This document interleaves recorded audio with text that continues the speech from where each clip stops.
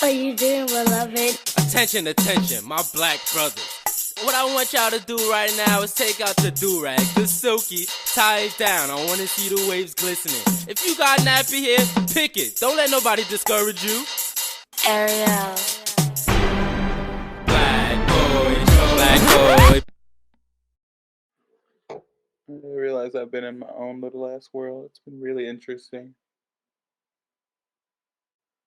No, I think that is perfectly fine, like being in your own world. I think that's you. Yeah, right? but I hope that I can come out of that because you do have to be a member of society. You are. I but wish what's I your could spend my life paying no attention, paying no attention to what's going on around me, but I can't. So but that is it's very helpful though when you are able to like tap in and out. But you're saying you don't even tap in, girl. I feel like I haven't been tapped in a while. Like you, Uh-huh. I feel like there have been a number of things where you'll be like, "Hey, do you know blah blah blah blah?" And I'll be like, "Girl, no." Yeah. And I will not even like know the thing existed because I don't know. Like I don't know where I'm living my life. I don't know. Well, obviously I know where I'm physically living my life, but mentally, I don't know where I've been. And that isn't to say that I've been in a bad space. Even if I do Yeah. have my bad moments, but it is to say that I have been disconnected. That's just I think the most honest way and precise way I can put that. Yeah. Are you talking about like from media or just like life or just like I guess it would be from media, but you know what? What is life without media now? Like, who are we outside of our consumption and involvement in media? And that's probably why I feel so disconnected, is because I'm trying to do so much of being present, and I've yeah. physically removed myself from people I would normally be uh, present with. And so, with having no active, immediate community, because I'm still building here in New Orleans, my life hmm is media, and I don't have the energy to be on media all day, every day. Yeah. How do you feel about like ghosting? Like platonic and romantic Oh, relationships. What are your I think that platonic ghosting is completely unacceptable. Um, I Okay. I think you know me well enough now to know that Yeah. I have not been in a space to prioritize romantic relationships. And hmm so by not prioritizing them, I think I've honestly not given them much thought about how to respect them outside of course, like Mm. fidelity. So I don't feel strongly about ghosting people when you're dating them because I feel like it goes unsaid, right? It doesn't need to be said that if you actually have a commitment to a person, you should not ghost them. Or that if you have been on the same page about how much time you're allotting each other and you just simply stop it, that's wrong. Yeah. But I feel like people get really caught on that language and start applying it where it doesn't apply. And if we've been talking for 2 weeks and no, it doesn't go anywhere, like, sure, most people, I shouldn't say everyone, deserve an explanation like, hey, I'm not actually feeling this. Yeah. I'd like to stop, right? And people who say that you should do that are right. That is the courteous approach. But Yeah. sometimes it just doesn't warrant. And sometimes it warrants the exact. Sometimes niggas is like really like toxic or some shit, and you actually need to let them go. Yeah. I think for me, I've started to just like assimilate into the ghosting culture. That is not who I am. I don't ghost. I've never have like thought that that was the best thing because that's where all my trauma came from. But I realized with dating and with relationships, I go in with the expectation that you're my boyfriend. I mean, sorry, I want you to be my boyfriend. I want you to be something long term. And when that expectation doesn't happen, I kind of am like, do you deserve for me to like formally like let you know that I don't want to talk anymore? Like I Right. get into that conundrum, which I feel like everybody does deserve the right to know that you romantically. But I think I get into this thing. I'm like, am I like going to make you feel bad about yourself or insecure? But then also, I'm going to make you feel the same way when I ghost you. Well, here's the thing. Here's the thing. Like choosing not to do it to spare people's feelings is wrong. Because we only avoid doing it for our own conscience. And yeah, I personally like know that as a person who's done it, it's not okay. Ghosting yeah, people because you're afraid to end things with them is not okay. Yeah. Again, a lot of us do it, but it's the cowardly way out. I think that's a fact. I've seen Mm-hmm. op-eds about that, and I agree. I struggle, and I think a lot of Americans or people, I just only know Americans. Um, I'm like, girl, are we talking about you know damn well you only don't know Americans. yeah, I'm sorry, I forgot. That's hella, It's like one of hella your best people abroad. friends. I know, I I'm forgot just my like, bad. what do you, even Reese. Oh shit, right. Your best friend is I from have Australia. whole connections in Costa Rica. I forgot about too. Yeah, No, but but I think it's really difficult for a lot of us to be honest about rejecting other people because we know we don't like to be rejected and we don't necessarily want to be the one to reject someone else. But nonetheless, we do it. we Um, do it. but Yeah, again, there are people who like are abusive and simply like absolutely. don't Yeah. deserve a goodbye. Like I'm excommunicating you from my life because even if I try to end this with you, if you try to manipulate me into staying, now I'm dealing with an uncomfortable situation. I think this is what people overlook when they talk about ghosting because there Yeah, are absolutely instances where you do not owe anyone an explanation and when they have been habitually yeah, harmful to you, that is one of them. I do not owe you yeah. an explanation after you have repeatedly put me in harm's way. So there's that. That is that. Well, we gonna get into some more stuff, but what is up, everybody? It is your boy Lord Devery. And I'm Derwin King. And welcome back to another episode of That Black Boy Joy, where we create a space where black boys can be themselves and So much more. girlies, girls, gays and days, guys, gays and days, all of that in between. We are back, y'all. We're back again. It is your boy and it is your girl. You know what? I like it. I rolling with it. The makeup is what it's giving. I'm not saying girl because the makeup, but you just look so gorgeous, sister. Like, Thank you. was this for anything or is it just like No, I wanted to do a regular cut crease when I woke up this morning. I went to work today. And yes? I thought that this was going to be a lot simpler. And as I started going in, because of the way that I started doing it, I realized I was doing a really dramatic one, and then it was Yeah. giving more glam than it was abstract. And so I was like, oh, I probably have to commit to this now. And then 30 minutes turned into an hour, and I was like, oh, That looks like it's an hour work. That looks thank like, granted, you you. probably can do, like when I say it looks like it's hour work, it just looks like you took time to make sure to do. When you hopped on, I was like, and my this fucking at 5 o'clock, it's fucking hat and my face. This is my makeup right here, a hat and a beard and some oil. So I'm like, yeah, but You look how great are as you doing? usual. Thank I'm you. doing I just want okay. I feel fine. I probably need to eat at some point. Um, have you ever ate? sometimes Bitch. this is the one thing I really am still struggling to do is be busy and still take care of myself. Mm. But I mean, I'll figure it out because I'm gonna keep working on it. But I feel good. I feel good.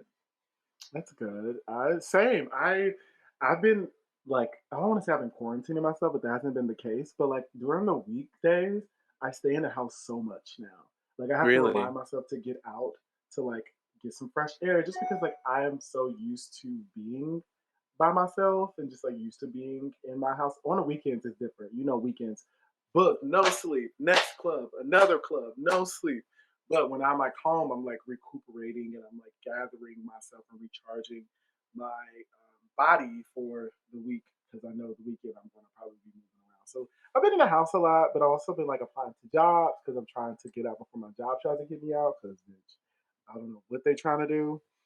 But yeah, I'm just like enjoying the time that I have to myself. But today's episode, we are going to dive into all things Derwin, y'all. We're going to get to know a little bit about who he is. You already know some stuff about him, but this episode, we want you all to get to know Derwin for him.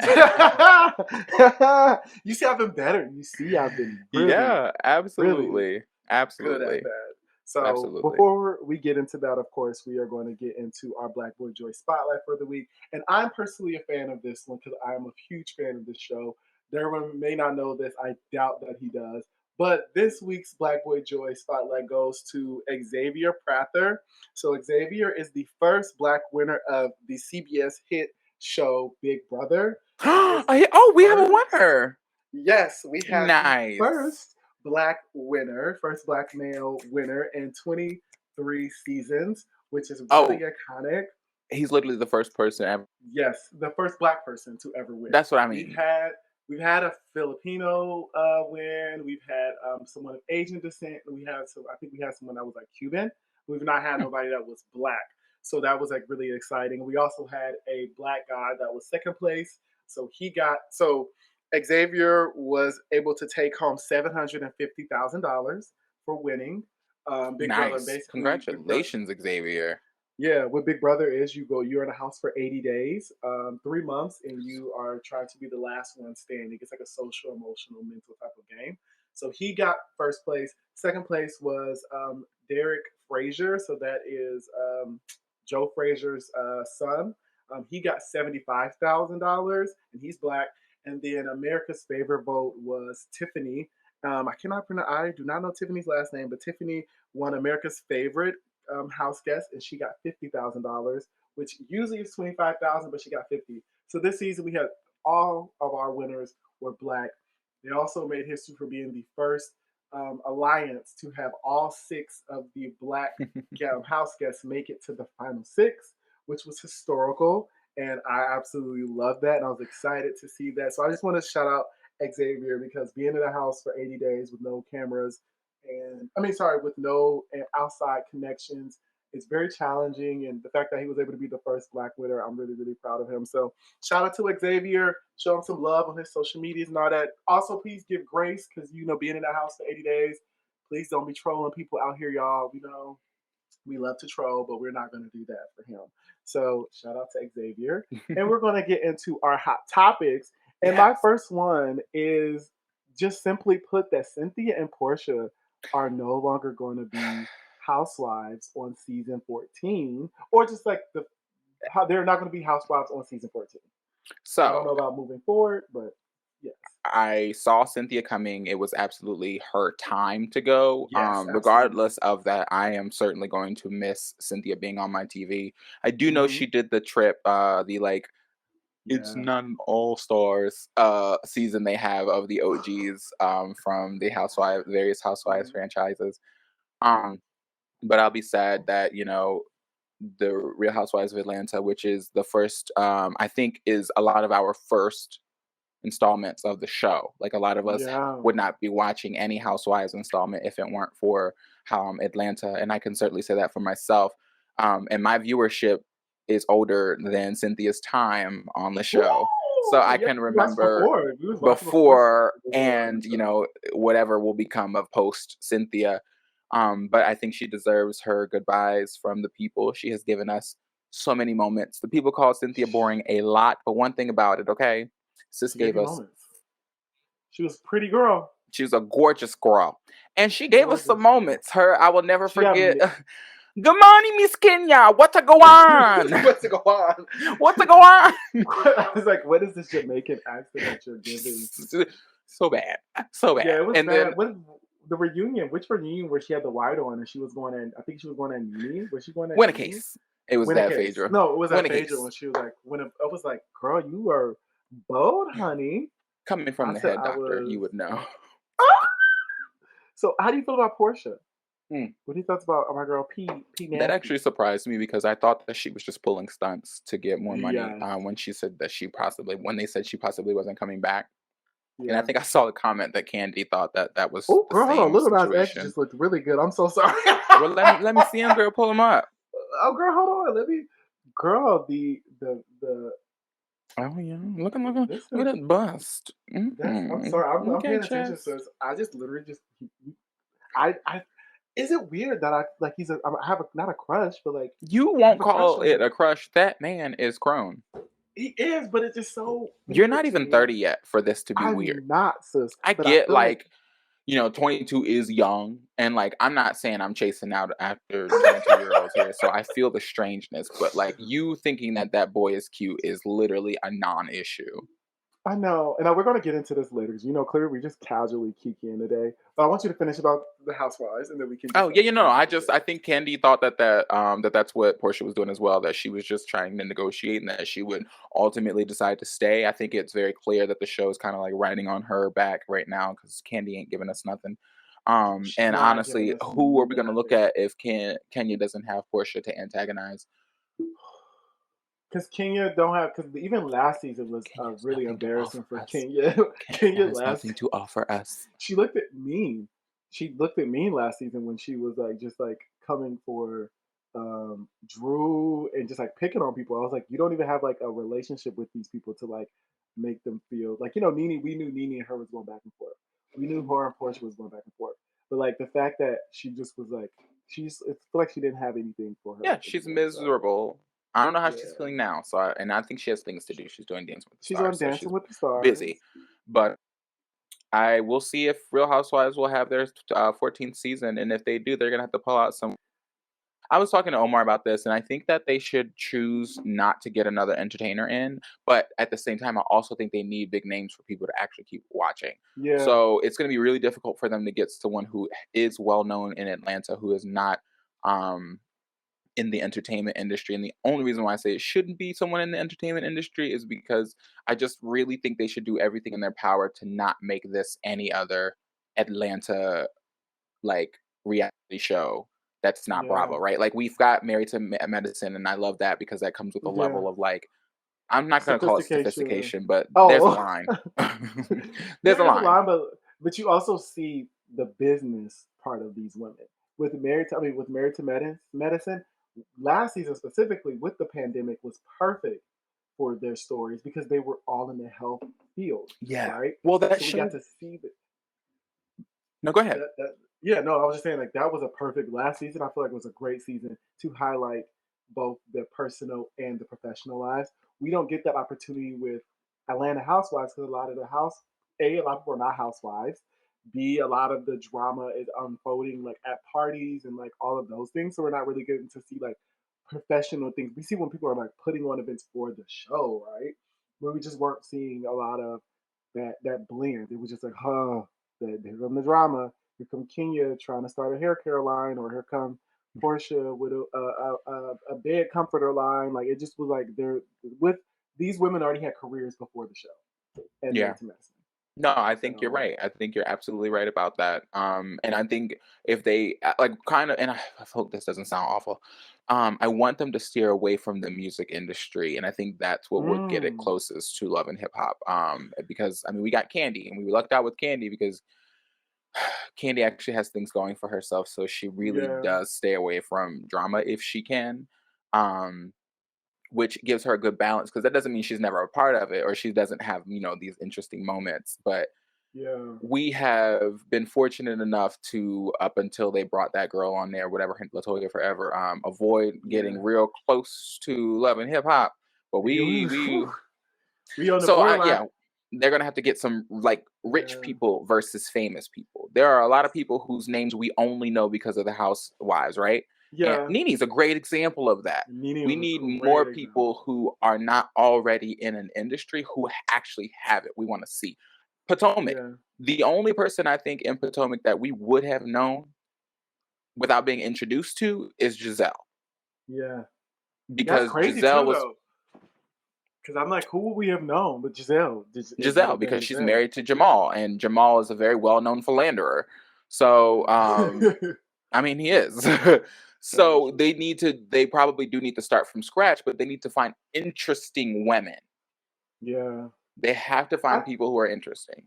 so I did hear that they are getting like a professional, like I mean, I think Olympian. Olympian, and then also I heard like one of Akon's other wives, were going to be tried for the show, and That then just sounds ridiculous. Sheree, and then of course Drew, and then Kenya, and then Candy, and then I even heard that Marlo is finally getting the peach. Yeah, I think that's set. I I think she I definitely think has her they peach. desperate times come for a desperate measure. They probably could have given her a peach last year, honestly. I don't Yeah, know why they they could have. didn't. I would have preferred that they give her a peach last year versus bringing on Latoya, and I think Latoya, that that she was a friend season of the would have show. been Yeah, okay without Latoya, and maybe if they had found someone better than Drew. I don't know. yeah. Whoever's doing casting sucks. It's no the drama. Is I'm not saying it needs to have drama like Potomac even right now. It's kind of stale, but you know even what? though it is One thing about it cute. is their producers are great. Can this last episode when Karen was in that bitch and it was all that shit was happening, I was like, bitch, she's in a fun house. I fell out. I was downstairs screaming. No, I genuinely was She watching said, that "What is TV these like. girls doing?" And you watch Wendy, and then Candace. Reasonably. Me. It was a lot of chaos in that damn front of that the raggedy construction house. Can I say that the house literally looks like it's three parts of nothing? Like they just do. Whoever was the contractor are been separate people. Like she has hired three different people to make this damn Disney's Disney house. It looks like a Disney house to me. She still don't know what And, she's doing, honey. She has no she vision. don't. She should have gotten someone to coordinate that stuff for her and been like, this is what I want. Can you make it happen, but tastefully? Yeah. Also, I need Mia to stop calling people broke and boss. Like, I need her to Mia's a stop. I'm gonna loser. call my best friend. I thought I liked her, but then she keeps saying, "You're not a boss." When she was like, "I'm not coming to things that are, that are not professional or unorganized." I said, Low budget, I think she "Girl, called low it. budget." I was like, "Girl." Yeah, Mia's a loser. I wasn't gonna call her a loser because I was giving her the benefit of the doubt, but she pulled that stunt on social media yesterday, and With the she Scala? yeah, so Yeah. she you know what? Sure, someone who's running her social media account could have said the things that they said to Ascala that warranted Ascala's response, Listen, which commented on her not needing to build a relationship with her mother. Which, if you guys don't know, the relationship between Mia and her mother is strained because her mother was in prison. So mhm. she's home now, and they are trying to rebuild or whatever. Mia said something to us about us living Because with her mom her, lives her with not her, having money. yeah. Yeah, and it was stupid. And so it warranted a response, and she got one. And then she says that someone is managing her social media and she fired them and she's looking for new help. As even though she Yeah, takes responsibility for these comments, she wants someone who better represents her. but I've also been watching. Okay, I've never watched the show, but I am watching The Voice now. Why? Because of Ariana Grande, and I am thoroughly impressed Yeah. with Ariana's personality. However, she is probably tired of people like putting her on this high pedestal. She has imposter syndrome, I do believe, because like every time she comes out, everybody's just yelling her name and all that stuff like that, which I know is very awkward to like Yeah, it would make me be a feel part of weird. a show. She's part of a show now. Like, she's not like It's this an one and done type ensemble. of thing. She's not an ensemble. She's not like a special guest. She's the host. So I Well, no, am no, interested. she's supposed to be sharing that with the three other hosts, right? Yes, yes, she is. But however, the people that are coming to see the show, Yeah, like they're coming to myself, see Ariana. also when she turns, I want to say 8 times out of 10, they're going to her. Yep. Like I think right now she has the highest amount in the blind audition. She has the most. I think she has 13 or 14 um, blind auditioned like contestants so far, and I think like Kelly has like 9. I think uh, um, John Legend has like 10. And I think like Blake has like 12. But like, it's just very interesting seeing. And I think they have 2 more days of blind auditions. But it's just so interesting seeing like people like as soon as she turns, I want her. What And happens she's after young and that? she's relevant. What happens They after the do blind battles. auditions? Oh, So they do battles. So then they compete. So the people in their teams compete against each other so that they would be like, I think, the forefront or the face of her team. So they to my knowledge, I have not watched this show. I do not know what happens. I know blind auditions. I know they have battles. Now, bitch, I ain't never watched the show except for like when I see snippets. So this would be the first time I know what is happening, and I'm only here because my girl Ariana is sitting on one of them damn things, and I just want to get to know her more. I feel like we have not got the opportunity to see her personality a lot as much. Like I wanted to see that in the Thank You Next documentary. Like you know how Beyonce does her like very personal type of things, where Ariana was not like that. It was very, but also No, look, I think Ariana, I guess she had to have some interest in letting us in about who she is a little bit because she is doing the show. But I often wonder how much of herself she's been trying to like conceal. mm, I think it'll be. I can only imagine her sort of like feeling slightly uncomfortable about people like screaming her name in this ensemble cast because of her like she anxiety or has the whatever. most followers on Instagram in the world. I think. Like Ye- I think she literally is between her and like I think like Selena Kylie Gomez, maybe. Jenner or Selena Gomez or Taylor Swift. It's a football player, like a football player, somebody in like Let me Spain or see. something. I think she has the most followers, or that guy Luca Castro. Cristiano Ronaldo, I said Luca Castro. I don't three know who that hundred is. 15.81 million. And that's how much he has. How much does she have? Ariana Grande Because I know she Instagram up there with that. followers. She has I can definitely look it up as well. 238 million followers. Oh, she not even compared. She not near him. But in the U.S., Oh she has yeah, I the believe most that. followers. I said she probably has the most followers in I the U.S. don't like watching those shows, but putting I am having to put an effort not to like find a way to watch them because I do love and support Ariana Grande. And I am interested to hear all the great voices that I'm sure will arise because of it. And I would love to see how she interacts with these people, like shaping and Yeah, helping, she's like, so young because too. don't they coach them? Yeah, she's a coach, so I'm also interested in that too. I'm like, okay, let's see you. Like, she does a little bit, like she's like complete episodes. She like gives little snippets because she's like explains that she's very particular about what she wants, and she also doesn't want. She wants to know if you have control of your voice, which I was like, she Right, wants because that's people to gonna be have hard. diction. Yeah, she wants you to be able to have diction. Mm, Diction girl. mm, You, okay, all right, and then girl. also Okay, girl.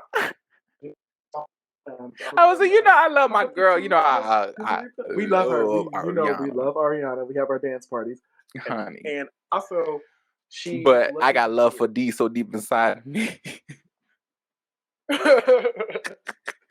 Only one.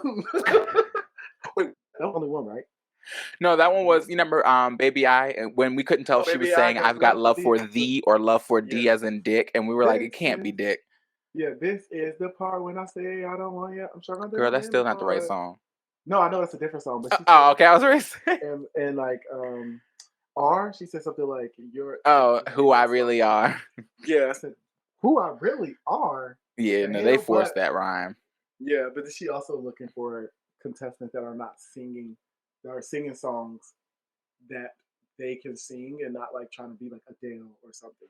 Well, Like, that's interesting because that is a level I think of skill that singers should have. Like, what songs should you be are suited for your voice? And you don't think about that being a part of like what makes a good singer. You actually hmm do have to know your voice. yeah, I think that's something a lot of us who are not professional singers don't realize is that like being a singer is more than producing a pretty sound. Like, how well do you know, use, and flex your voice and take care of your yeah. voice? And she also gives like people packages of like throat lozenges and like things to keep their voice and stuff, which is cute because everybody has like a little thing to give their guests. But that makes so much sense. I'm watching the show and there's so many people that can sing. Like Yeah. on that show versus like American Idol, you actually see contestants can sing, but they still won't turn around. It's because you can hear when somebody's trying too much. You can hear when somebody is, trying to sound like Beyonce or trying to sound like the song that they're singing instead of adding. Like for example, I think somebody tried to sound like Ariana and she was like, I didn't turn because it didn't sound like you were trying to be you. You were trying to be me. I know And that's right, bitch. Let me go find that I clip. I want I to was see it. like, oh, you think next time just be you, like so. But then there's also people that have sung her song, and she's like, you sang it better than I did. I was like, Yeah. period. So if y'all like The Voice, if y'all want to get to know Ariana, please watch The Voice. Also, if you all want to know what is going on with the housewives and all that stuff, please check it out. Get on Twitter. There's so many people on Twitter that just hashtag housewives. I Oh think yeah, honey, we got a community. the Peach Daily, Potomac, hashtag RHOP. You'll find out all of that stuff. Sorry about that But dog, y'all. girl, it's okay. We be having all things. I think my computer's like literally sounding like I'm in a fan over here. Do you hear my stuff? I couldn't. Oh, good. Whew, I can hear it, but it's like it's because I have my charger in, and it's like probably like working because I'm like we're using this. But all right, girlies, we are going to get into the meat and potatoes. The reason we are here today is because it's Derwin's Day. So you all know a couple of weeks ago, I had the opportunity to be interviewed by Derwin, and we were like, and I was like, and he was like, and they was like, let's do Derwin. So here we are. And we're gonna chit chat key a little bit, have this conversation. I want them to get to know you and all that some more. I think we do this like we do this like often. I What? think our guests we just randomly like interview each other, just Yeah, I don't have like a it. script. We don't have a script usually with I a love situation. asking you questions. It's a Yeah, good. I think I like asking people questions in general. Just because like talking to people is fun. Conversations are great. it is. It is. I think that's the thing about this platform is first of all, shout out to all our supporters this week. We definitely were getting so much love, and people were just like telling us that we Yeah. definitely have created a space for creatives.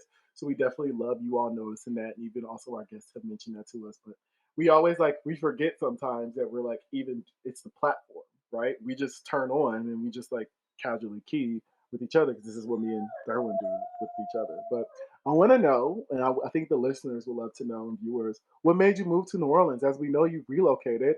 You're not over here in the DMV anymore. You're in New Orleans. Yeah. So what made you move? Good question. No, I moved because something wasn't working. Mm, I happened to be I don't know if it's a result of my 20s or if it's just like the space that I'm in now, but I felt like I had done all the things I felt moved to do physically in the DMV, and I could not imagine the next 5 years there. And I wasn't sure where I would go or how I was going to get there. But I had sat and I think I said I was thinking about it for 2020 about where I would go next, yeah, and Houston was on yeah, that list, New Orleans was on that list, and Atlanta was on that list. And of the three, yeah. what I wanted to do was go to the place that was most affordable first, Mm, to allow myself to just sort of like really get to know who I am now, and what I want, and then save my money and then do whatever comes after that, and ideally work remotely so that like the strings aren't holding me down in any particular place until I'm ready to be held down. mhm, I'm not going to act like I'm incapable of feeling connected to a place, but I haven't so far. yeah. And my friend Eli, who I went to high school with, and we've been close friends since then, was already here, and his lease was up, and he was like, "Hey, this is an option. Like, you certainly, obviously, don't have to come here, but if you do want to get out of there, I have an immediate solution for you." And I Mm, was like, "You know what? Sure." Well, I think I sat on it for a while because I wasn't sure. yeah, And then things were going weird with my job, and I was like, "You know what? You really don't have anything to lose at this point. yeah. So, you could you could go." And I sat on it and I thought on it, and I was like, "Yeah, I'm gonna give it a try." Mm. And how has it been? I know you moved during the pandemic, the Yeah. pandemic, and then also the hurricane. Was it Ida? Hurricane Yeah. Ida? That was the Hurricane name? Ida. Yeah, Hurricane Ida also had hit New Orleans around the time you were starting to get situated. So how was that for you to move and then have to slightly or temporarily relocate? Yeah, that was weird. It was so strange because I hadn't been here but for like 3.5 weeks. By the time that Ida came, and no one knew that Ida was coming. We didn't know Mm, until 3 days beforehand. Now, obviously, I didn't move to New Orleans without thinking of the possibility of a hurricane. Hurricanes hit New yeah. Orleans every year. Um, but I thought I'd have a little bit more time to prepare. Ida was inconvenient. It was not destructive for where I am. I have met people who I really enjoy who've told me that it was destructive in their lives, and I think that that is super unfortunate. And I'm really been Yeah. praying for them since then. And I mean, I was out of electricity for 9 days, but that was the brunt to which we experienced any sort of quote unquote destruction. Um, but it was very inconvenient, and it Yeah. did cause a shift. There were things that got pushed back and all of that. I will say that it did not cause an immediate like regret in my deciding to move here, and I think that that was something that people who knew that the hurricane was coming, kind of like they didn't say it, but they were sort of implying like, I wonder if you're like regretting moving there now, and Hmm. the answer was no, because again, I knew that a hurricane would come, and I know that the media had done a good job of connecting Hurricane Ida to Katrina, since it did strike 16 years Yeah. after on the day of, but it did not Wow, I didn't cause even the know. destruction. Wow. Yes, on August 29th, 2005, and then again on August 29th, 2021. Yes. Isn't that What? crazy? Yeah. That is crazy. It was on the anniversary. That's when Hurricane Ida came through here. But thankfully, it wasn't as devastating Yeah, as Hurricane Katrina was. I absolutely. definitely know. My mother had to like come back from her trip. I think she was like flying through like Jamaica and through into New York, all these things, and like, she had to be delayed. And I was like nervous. I was like, "Oh my gosh, she's near water in Jamaica." They're like, "She's fine." I was like, Oh "What?" yeah, So Jamaica was fine. yeah, I If don't know she had been in why. Haiti, that would have been different. It was. But I'm glad that you had the courage to move. Hmm. And I know that's a thing that a lot of people have, take it's something that's very serious, people, right? To relocate when you're leaving home because you most of your family is here, correct? In the All DMV, of my correct? family, A- yeah. All of your family is here. In the So with DMV between the three. yeah, Um, so how was that for them when you decided to be like, I think it's time for me to up and go? So my family has always understood, or at least my sister has said explicitly that she's understood that I was never going to stay. She didn't know where. I mean, much like myself, she didn't know where I would go, but she knew I would leave, and she knew that I would go somewhere that wasn't like a drive away. At Yeah. least not a fun one or a quick one. Um, Whew. so it wasn't a surprise to anyone. I think they just didn't expect for it to happen as soon as it did. I gave everyone pretty much about a month or two, I think a month's notice, because I was very strategic not to tell anyone I was leaving until I knew I was, which was after I had gotten Mm, housing. Yeah, yeah. yeah. I don't announce moves until they're set, because I just feel like, people don't intentionally wish you harm, or They don't plot think you're gonna against your do it plans. sometimes. Right, and I think we put a lot of pressure on ourselves when we do stuff like that, when we tell people that things are going to happen before they do. Yeah. And if something does fall through that's beyond our control, we like to attribute that to, oh, well, it's because I told, like, superstition, right? So it's probably Yeah. out of superstition that I chose not to tell anyone Yeah. that I And was going. yeah, and I think it's also when you start to tell people your actions and your move, that is something that people check in with you about a lot, and I feel like there becomes this like priority, or that this like this not Pressure. this pressure, yes, pressure for you to Mhm. actually execute. Come on, Ari, Yeah. Lennox, Lennox, that pressure to do it right. So if I come and be like, hey, Derwin, so I know that you're moving. How is the what's going on with that process? That pressure may Yeah. come into it. So I do see when people be like, it's better to move in silence because Yeah. it's also when people see that you do these things and it's not like actions speak louder than words. Then it's like, oh, he Yes. wasn't. So I think I mean, that's I think the other thing about that too, right, is like, yeah, it's polite and shows that I care about people for me to let them know that I'm leaving, and which is why I told the people that I was brave enough to tell yeah, a month's notice ahead. Of the people I didn't tell so quickly were people I was, afraid to not yeah, necessarily afraid, but I knew it would cause tears between the two of us. So, yeah. but that's I know that it is polite to tell people these things, so I did. But I live my Mm. life for me, right? Oh, Like, yeah, I'm not that's making these decisions under the impression or expectation that people are watching. I live my life because I'm the one who has to experience it. So, regardless of yeah. how anyone felt about it, good or bad, if I was leaving, I was leaving. I was gone. um and that doesn't mean that people's opinions don't matter, but it does Yeah. mean that, like, I can't let those matter to a point where it would stop me from doing something that I feel is right. If Mm, I'm wrong, right? Like, let's this could go let's completely be awry and I could be yeah. right back in Maryland, and Mm-hmm. the fact of the matter is I have home. I have a home. So if You have things that. did go completely awry, yeah, I would be back in Maryland. And I'm not going to see that as a failure. I mean, I may not be happy about it and I may even be depressed about it for a little while. But the fact of the matter is I have home. Yeah. I think Um that's important yeah. to acknowledge that. I think that's the same thing I deal with. Sorry, did something crawl on me? I don't know. Sorry, weird.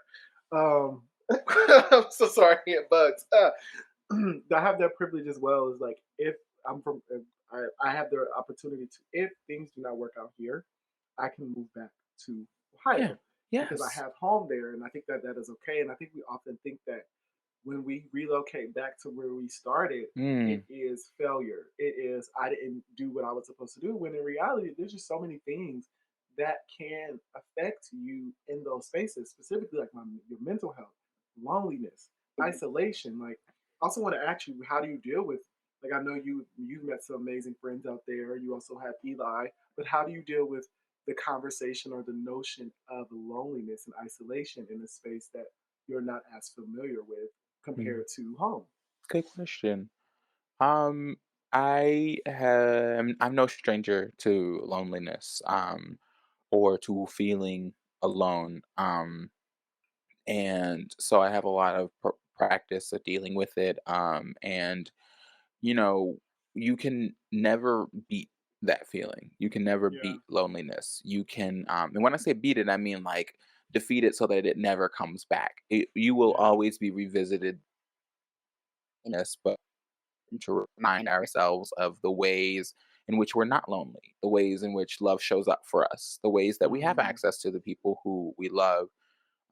I hug myself if I feel physically lonely. I know that I've said before that I don't like cuddling, and I think that's still true, but that doesn't mean that I don't like physical yeah, affection. I do love a hug. I love hugs. Hugs are the most comforting things I think I've ever experienced, and I try to give them in the same way.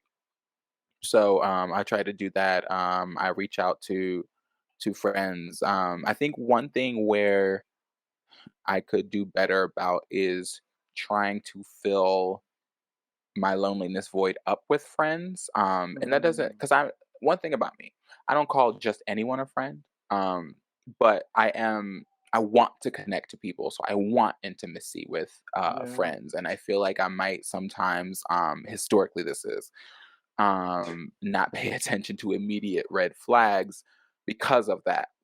yeah. Whereas with a partner, I'm like, that's a red flag. Like on This is different.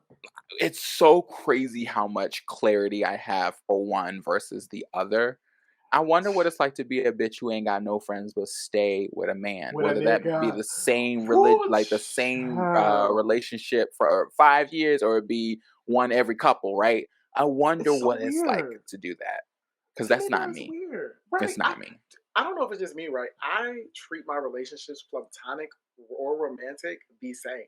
Hmm. Right. I don't know if that's weird, but No, I not at all. I I give you the same energy. The only difference that we have is I'm laying down with you at night. I was gonna say, what's the Really, difference the only difference is we are being intimate together. We are in sexually? our sexual. Yeah, we are being very. Yeah, you can be intimate with your friends platonically and all that stuff like that. But like I'm physically giving you my body. So I always want to see how people can differentiate because people can honestly feel that way and do it. And I'm always like, girl, how do you always have a nigga with no friends? Like, Mm. or vice versa, or how Yeah. do you have? Well, never mind. No. I have Yeah. friends with no nigga. Why do I always no, that's a question to ask, and it's a question I've been asking myself lately, and when I have a answer for you, I will be more than glad to share it. I think friends are easy to see as family in a way that your romantic for me, romantic partnerships feel like their own very special, very unique, and very profound hmm box or Yeah, category, right? Like, yeah, who will know you better than the person that you commit to? yeah, yeah. How do you? What did you learn So we have on this journey with the platform. You have told us about your relationships that you've been a part of, or situations we can say, or interactions. What did you learn about yourself in those moments that you were intimate with women? I I have tremendous respect for partnership. Um, Mm, I learned that I value commitment. I don't think mm. low or less of it. I value it tremendously and hold it to super high esteem. Um, and for that reason, I am very slow to it, Mhm. and want to be sure, and I want to be certain and intentional about who I decide to engage in that with. How would you describe your personality in one word? Or Yeah. if Oh, there's more one than one word, if there's more than one word, how would you describe yourself? eclectic. You have a lot of words. That's the reason why I had to narrow this bitch down. Because you literally are a person that can, one word cannot explain you. And I was Mm. trying to see how that would be for you to give yourself one word. Because you, I challenged myself to pick one word, and so I copped out and chose the word that means everything. oh, you did. You did. I want to know. You talked about how your relationships with your friends, everybody a friend. How do you know someone is worthy or someone Mm. has the opportunity for them to be called a friend to What I have learned from my experiences since college, because that was the first time that I was meeting new people who would become lifelong friends or not, um, is that time will tell. So there are people, you start that first year of college and it's like, oh my God, I'm gonna love these people forever. And then like half the people you meet that year, you just like don't keep in contact with. you? Yeah, I started to realize that I started to see a pattern in my behavior, or at least in the way that I saw things. Um, and I thought that, because I bonded with someone early on, that that would mean that we would be friends, right? That we were going to really be close friends. But yeah, I have had a couple of experiences that taught me otherwise. So, discernment, there are certain traits or behaviors I think that people exhibit that show that they're not someone you necessarily need to trust. But I've also learned you have to give people the benefit of the doubt. yeah, So in my juggling how to maintain the relationships I already have, by being honest with them about when they make me feel a certain way, I've learned yeah. that the best way to cultivate a new and lasting friendship is to be aware of those red flags, communicate those red flags so that they can be fixed. You have to give someone an opportunity to fix them first. If they Hmm. show it to be a pattern, a pathology, then you realize this person is not a friend for me. Yeah, If they fix it, they want to be friends with you. Or maybe yeah. it was a one That off is and it'll never happen again. that is true. Do you give these same? How do you like? How do you know someone is worthy to be a partner with? I do go through that same process. Hmm. Again, the stakes feel higher for me, Hmm. because you merge your life with a partner. Yeah, Like this isn't. That's why we use that word, that partner. Like I'm now doing life with you, yeah. We um, coexist. Yeah. right? And Hmm. we're gonna make decisions together. You know, um, I'm gonna let you into almost every part of my life. Of course, we have to keep things for ourselves. Yeah. And so I go through the same process, but I'm a lot more strict about it. And there are certain Hmm. things that I simply won't stand for to begin with. Yeah. Um, come on. I think that the great thing about you as well is I think that you have allowed yourself to grow and take time for yourself.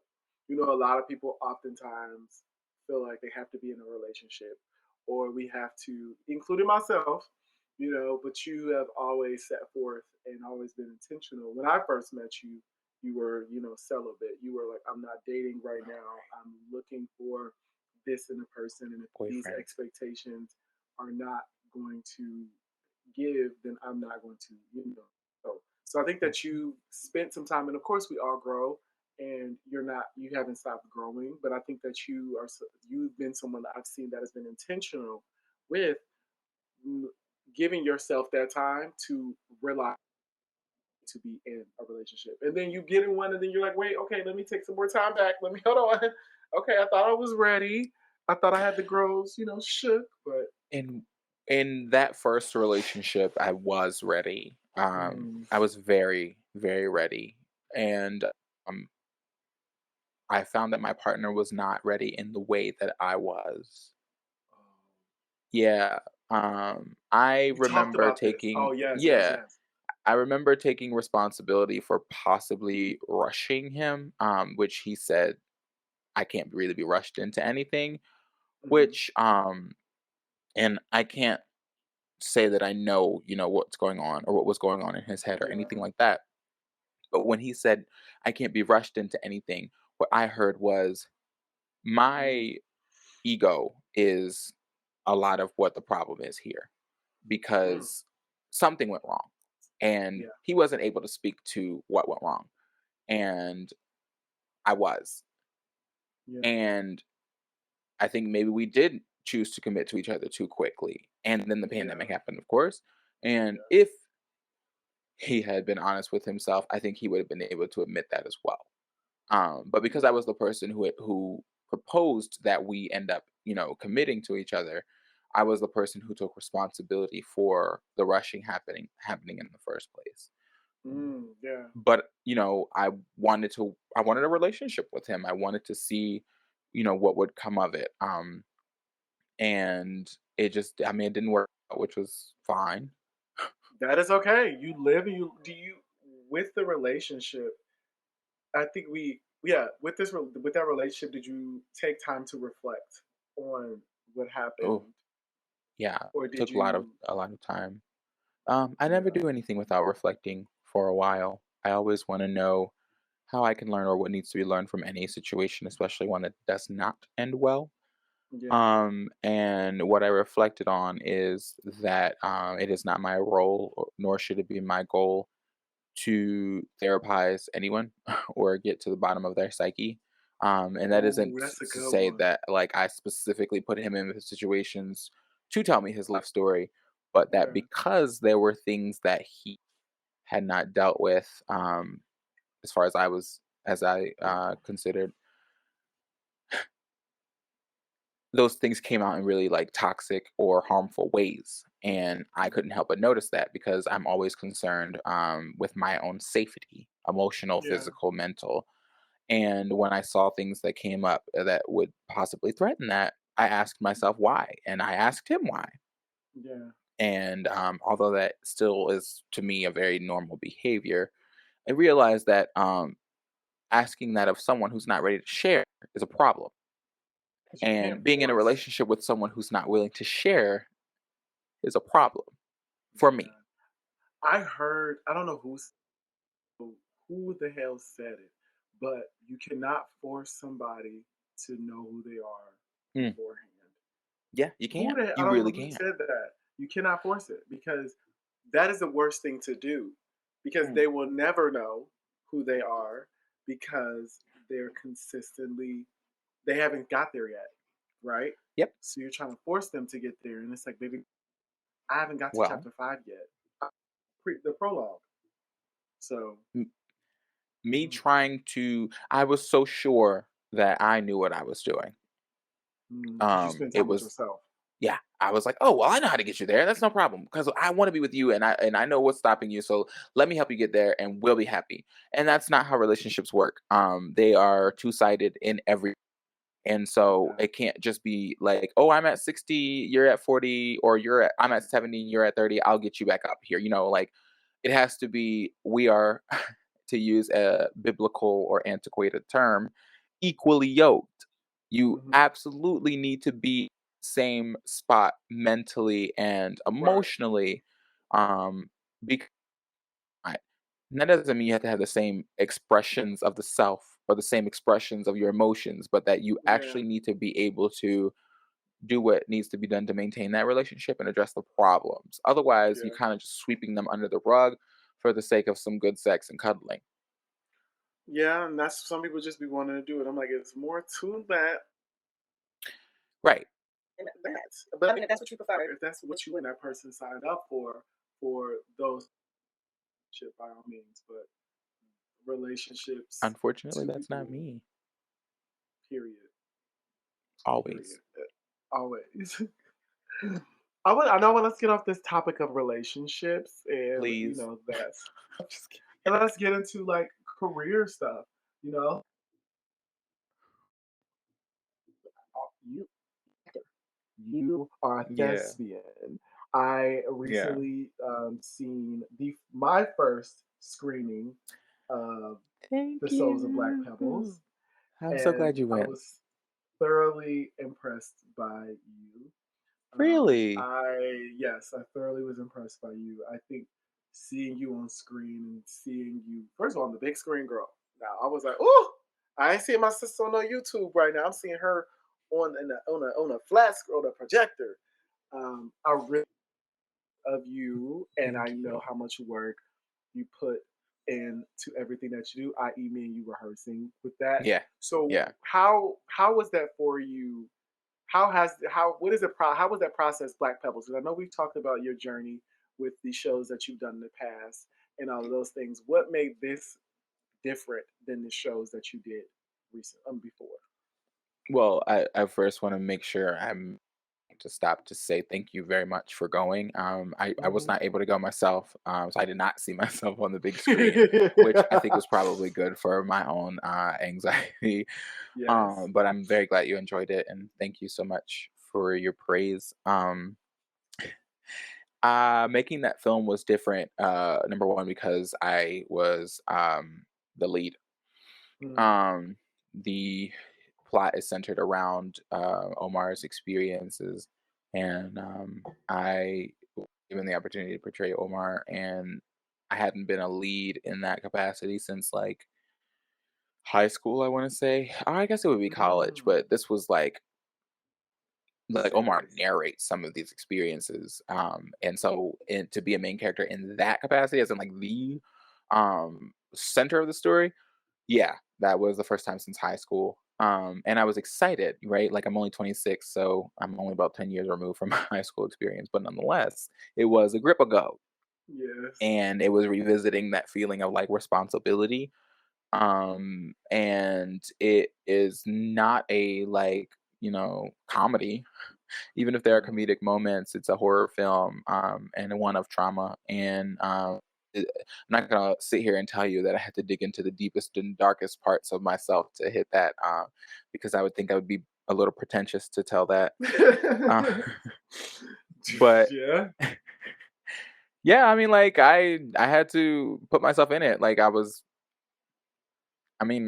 treating those things as if they were real in the moment, and it did Mm, not. Dealing with police brutality is not a good feeling.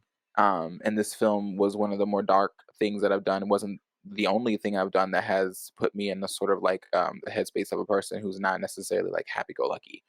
mm, But every time you do it, it does force you to sort of tap into your own experiences, and not directly like right. It's not like okay, I'm in this there's a scene with the police, and it's not like I'm yeah. thinking of a time when I had with the police. I haven't had any negative run-ins with the police in that way, Yeah. thankfully. So I sort of took experiences where I felt that way and applied Mm, it to that situation, and then it was heightened by the fact that we were simulating it. yeah. And I will say that that caused me to go home some days and just sort of have to like Mm. breathe through it. And after filming, that was a good time for me to sort of recuperate. I hope that answered your question. No, it did. I mean, you became Omar. I think that's what actors should do is take their craft serious, and you have to become the character that you are portraying, so that so that we are convinced that this is not, you know, that. Am I still moving? Am I good? No, you froze. Oh, There you okay. go. As far as that show, I'm really proud. I want to just one more time. I'm like really proud to see you in that space in that capacity. Are you looking at any opportunities in New Orleans to expand? I came here with every intention of looking for opportunities in New Orleans. I have not actively sought them out, not yet. And Victoria Monet made a tweet the other day about being a feeling, and that Mm, creating out of passion, you should sort of be creating out of discipline. And I'm at a hard spot with that right now, because I am in whole asking myself what I want. I know that I've said that. That's like truly the theme about where I am right now. hmm. And I'm wondering how my creative life fits into that, which doesn't mean I Yeah, won't act. I don't think I can live in this life without acting.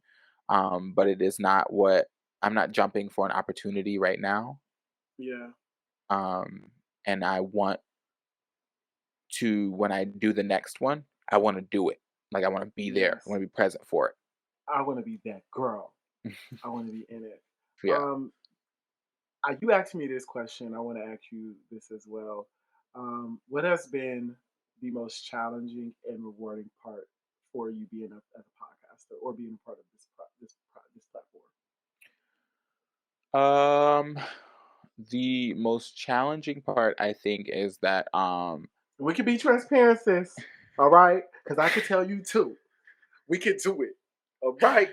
I think the most challenging part has been executing. I think that's why I give you so much praise for it, because historically that's the part, like executive function has been the part that I struggle to be consistent about. Hmm. There are so many ways that I can naturally show up and just like, jump out there, and when I'm enthusiastic about something, executing Yeah. feels easier because I can do it in like the spurt. But much like Victoria Monet said, that's a feeling, and going off of that feeling is not reliable, nor will it really get me anywhere. Um, so I've had to really interrogate my relationship with discipline because of the Hmm. show. And then life changes. So that Yeah. discipline either has to be solid foundationally, or you got to know exactly how you're going to bend and flex it as life changes. Yeah. And because I've moved, I think that now we're in a period where like I'm like you absolutely have to Yeah. figure it out, because things Hmm. are changing. You have made a decision for things to change in your life, because you could Yeah. still be where you were 2 months ago, and you wouldn't be going through these changes. Life wouldn't be changing so drastically for you. But regardless of what kind of change, it was always going to change in some way, and you need to be able to do this thing while that happens. So that's been the Hmm. challenge. I think the rewards outnumber the challenges. We have met and interacted with some amazing people. Most of what has come out of this, um, I want to say everything, right? Like, I feel like, is it Yeah. okay for me to say everything that's come out of this podcast has been positive, has been rewarding? I think so.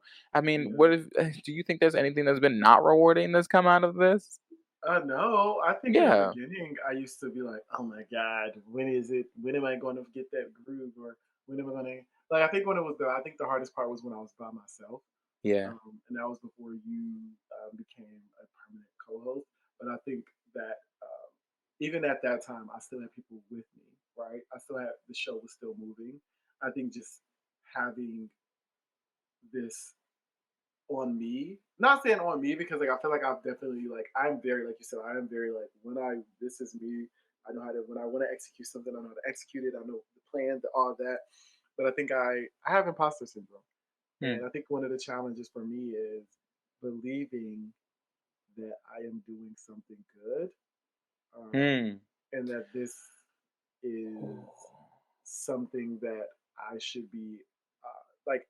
I get giddy or I get weird when people ask me questions about the platform. I don't know. I think I'm still like It's like I'm not. What is it like? I'm in like I'm not I'm derealized. I don't know what the word is. Like I'm just like kind of like in this. I don't know. So I think one of the challenges is like accepting for me the the stuff that that I'm actually doing great work. But the reward is like, bitch, your resume. We have a Mm. resume. Yeah, Like no, we absolutely do. we have a resume, We do. and I forget that sometimes we put in so much work into this. It's just like you're going to have a resume when You'd you we are. Yeah. you So forget when you don't get the results that you dream of, right? Like it's not yeah, as if we haven't gotten results that are favorable or that we yeah, want, but like we always have this sort of expectation or this dream, this wildest thing. And when we don't get that, we think that the work we've done is insignificant yeah, or that it isn't as important as it is. But yeah, yeah, we didn't waste our lives the last 2 years doing nothing. Like these are things that yeah. we can write down that we've done, that we've executed, that we've shown over consistently over the last 2 years that we are capable Yeah. of doing. Mhm. And so that's another thing. I think that's another reward. Yeah. What has been your favorite episode, or who has been your favorite guest? I feel like I know who it was. It is. Sometimes I don't want to say it. I think. Okay, sorry. Well, you know what? Because I feel like I knew you were going to ask me this question when I asked it to you, and I had an answer for then. But now I feel like I've got two, and I can't separate those two. So if you want to guess what those two are, then you Okay, can. But I've got two. off the first one, David Johns. Yeah, The first one, right? obviously. Okay, the first one. Ooh, I don't know if it was Ari Oh my God! Look at or you. was it? That's Was it? it. Those are the two. So obviously David's episode was really transformative for us because David has this incredible gift of helping people see the light in their lives, or Mm-hmm. like he's just really great at motivating or helping you like remove the sort of like mental obstacles you put up.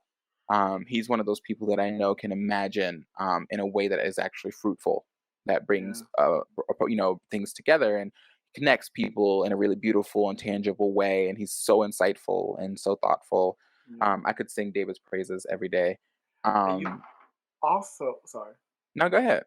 And you've also still like you're a part of his Dragon Slayers. Like you are like Right. have built a actual like friendship Yeah, with David yeah, now. yeah. And that is something that is beautiful. And he's like a mentor to us. Like we reach Exactly. out, he gives us the constructive feedback, he gives us our praise and our flowers. And I think you've utilized that relationship so beautifully, and it shows when you use this platform, when we view how we use our platform and how we can develop our relationships and expand our own experiences. What it can happen, like you and David are like y'all friends, like y'all can text each other and Yeah, like call each and we other. do. So Yeah, that's the thing is like, I randomly thought like I was in Clubhouse because I had a friend that was there and I was like, oh, he's in this room. And what they were doing in Dragon Slayers was so beautiful to me. Just like uplifting each other and talking about, what they were encountering. And this was during the heat, like the heaviest part of the pandemic. And so we all needed that sense of community. And naturally, David interacts with really genuine and pure people. Um, and so being able to indulge in that was great, and then being able to become a part of the co-host for the co-moderators. I didn't see that coming, and it just happened, and I was like, all right, cool, yeah. Like I did guest, for like a month or something, or maybe it was a week, and yeah. then now it's like, oh, cool. So now I get to interact with these beautiful and great and wise and smart people every Hmm. Friday at 9 a.m. on Clubhouse, Come Dragon on. Slayers. And Yeah, then yeah, like I was really surprised because like David kept in touch. I don't have to hound him. Like yeah, this no, is a genuine like relationship, a friendship between like this man really is like my brother. yeah, Um and so I'm super blessed. I think we are super blessed to have met yeah, him virtually, and then for that yeah. to actually have Person. physical consequences. That was great. It was beautiful. Oh And then man, Hari, I just, you know, amazing, I mind, honey. amazing. It was I think I have never felt so in my prime than in that episode, Yeah, interestingly enough. And I'm sure that there are so many moments ahead of us where the same can be said, but something felt really in the zone about that. And I think I was really grateful that their episode was just really, really specific. Like it was insightful, and I thought that they had so many profound and beautiful things to say about the human condition in their novel. And I was really excited to dissect that. And we got so much of their time. They were so generous So Yes. generous. Yes. I really, in so many episodes, I just look at the people and the time that they gave to us, and I think that is so memorable and honorable. My last question is, how do you manage the show with your professional and personal Hmm. Um, this show has always been one of the most important things to me. And so I try to gauge what flexibility you have while also life? honoring that it is the most important thing happening for me now, or like Mm-hmm. most consistent important thing happening for me. Acting gigs for people even who do it professionally, like Yeah. primarily, co- you know, if you're not beating freaking pavement every day, they're not coming to you Yeah. um consistently. They're not some surefire job you have. This is the way the industry, entertainment industry works. Yeah. So outside of what I'm doing for work, this show is the thing that I've done for the last 2 years. I haven't been this committed to something since college. This consistently committed to something since college, right? Like Yeah. acting, you can say, but again, every couple months sometimes with those opportunities. Sometimes it's a drought. Sometimes the opportunity is, once you get to that level, yeah. Yeah. There are times when this is Yeah. the only thing that I'm working on. I was unemployed and this was the only thing that I knew I had going on. Yeah. Same. And Same. Girl, we were same thing, girl. I knew I like I look living forward on to a prayer, girl. Thursdays, and I remember shooting, and I'm just like, girl, we smiling, but when we get off the camera, we like, What's going what the fuck we on? gonna do? And I mean, Yeah, honestly, this has put out the most results. I mean, like I yeah, can say that tangibly, if I've met this number of people, these people are people I consider a part of my tribe or a part of my yeah, network now, or yeah, this is the information I picked up. Oh, I remember on this episode, this person said this. Oh, I yeah. got to look at OBO for a good 2 hours, and that was truly one of the most remarkable experiences of my life. I should put him up there in there too. Side note, can we be honest real quick? Let's get comfortable. Let's get comfortable. Girl, I had to control myself last week. I cannot The believe how fine that way man is. the way that you fucking giddy was so giddy with Girl, this man on and off camera was hilarious, and he just like embarrassing. was so he just was like so like comfortable and just like calm, and I just was like, oh my god, girl. Like it was so he was amazing I for was going a through the lot of clips of that, and there were that. these moments either when I was deep in thought, so I looked like I was mad, and I absolutely was not. Like I just, for Yeah. some reason, my deep in thought face looks like Oh, irritated. mine's is the same. Mine's the same. I'm literally like my relaxed face or my thinking face. I'm literally like, Yeah, because I was looking, I was I'm like, like, girl, why you look like you got an attitude? girl, I get it, but yeah, I'm on And my this same face as my resting. I think I was lit, so I was trying to really like Oh, stay. So that was number bitch, one. That you was motherfucking a Fat Tuesdays had a bitch fucking. on. Okay. So I was trying to concentrate because there was that moment where he was like, "Is that same for Ooh, you?" And I was like, "Huh?" I huh? was like, "What?" You And what? that was because in the second before then, I was like, "Girl, you need to You drink some of fucking this drunk? water because you get a little carried away now. And I go, bring it on down. You can bring it And on it's so funny down." because we allow our guests to drink. But have you ever been drunk on an episode before? That one, when we did the live one, I was getting real tipsy on that Bitch, day. Sam, those drinks you were making, sis. Oh yeah, I girl. was Sorry, I'm like, heavy. I was like, my God, I was fucking zooted. Because I was even looking at the episode. I think you like tapped me one time because I just kept talking, and I was like you put your hand on my lap. I was like, oh, that means that I need to stop because I'm getting It's too. not what it meant. I probably was just Oh, being. If we were sitting with each other right now, my hands would be on you. I talk for yes, that. I was like, I I touch when thought I it was talk. like, yeah, but no, yeah, it was That's okay. hilarious, Wait, girl. I Yeah. think I've So been drunk. I've ooh.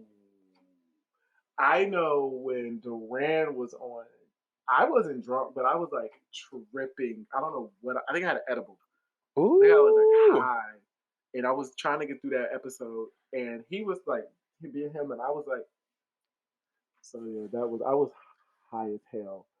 Or I not would have to really? go through the rest of like, who we had as guests to remember when Yeah. else I was drunk. I don't think I have been in a really long Yeah. time, Yeah, but the no. times that I was, child, I was like, "Ooh, girl, Yeah. you Because even bring." when I was drinking those like those things I would get from the the what's it called, the Oh market my god, the you were drinking those personals. Oh my god, it's like yeah, airplane I was drinking bottles, those personals while we were on the show. Like, woo! I like a remember wino.